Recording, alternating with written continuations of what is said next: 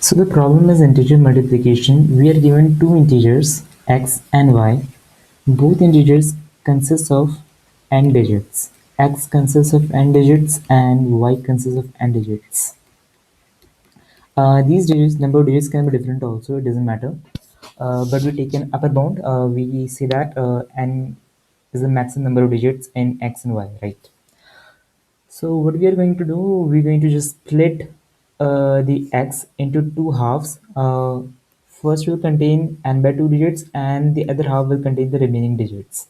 So since n is equal to 5 here, since n is equal to 5 here, 2 digits will go into the right, sorry left, and 3 digits will go into the right. Similarly, we are having y. In case of y, we are having n is equal to 4. So 2 digits on the left and 2 digits on right. So we want to write x in terms of, and we call this first one as x1 and the other one as x0. And similarly, in this case, we will call it as y1 and we will call it as y0. So we can simply multiply x1 to the 10 raised to power n by 2 because here we are having n by 2 digits. We are having n by 2 digits since n was 5, so n by 2 is equal to 2. So we are multiplying it 10 raised by n by 2 and we are simply adding the remaining digits which is x naught.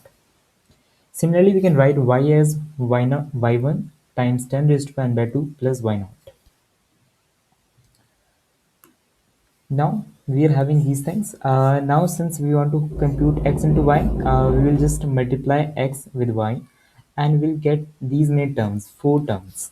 We can see that now we have to compute these 4 multiplications also, x1 y1, x1 y0, x0 y1 and x0 y0. And since these are 4 multiplications, so we are having this algorithm. We'll first write x like this and y like this.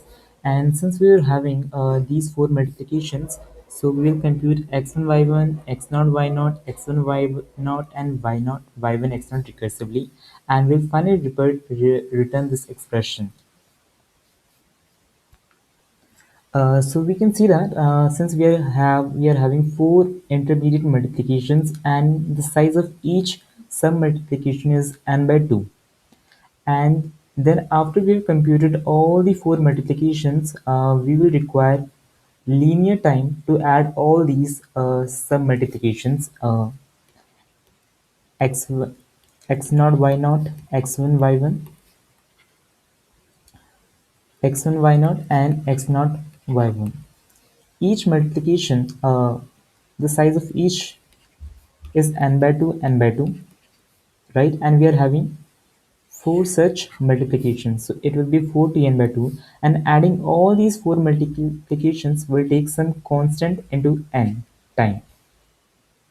So after we solve this recurrence, we'll get a theta of order of n square time. Now we will try to reduce our number of multiplications from 4 to 3. For this we will use this trick.